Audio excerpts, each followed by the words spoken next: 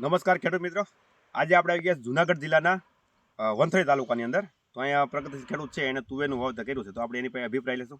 સૌ પ્રથમ તમારું નામ આપજો ને. ભીખુભાઈ નથુભાઈ ચાવડા, તમારું ગામ?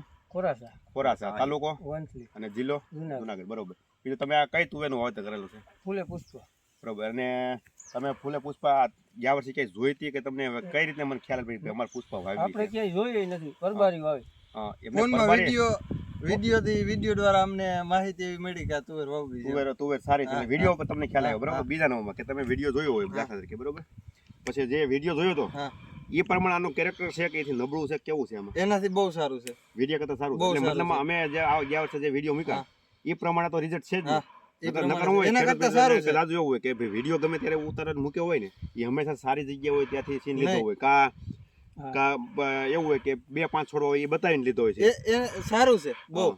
તો ખેડૂત મિત્રો, આજે આપણે પુષ્પના વિઝિટમાં હતા અને આ બાજુ નીકળ્યા હતા. કીધું આપણે ખેડૂતને અભિપ્રાય લેવી કે ભાઈ તમને માહિતી ગયા વર્ષે ક્યાંથી મળી હતી અને તમે તુવેર લીધી.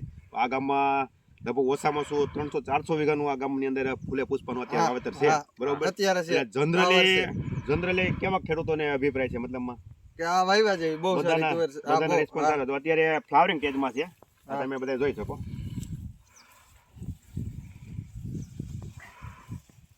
આ બધી આગળ પાછળની બધી વળમાં તમે જોઈ શકો. તો ફ્લાવરિંગ સ્ટેજમાં અત્યારે છે. અત્યારે સિંગો હજી બંધાવવાની શરૂઆત થઈ છે. તો અત્યારે પરિસ્થિતિમાં આ રીતની તુવેર છે.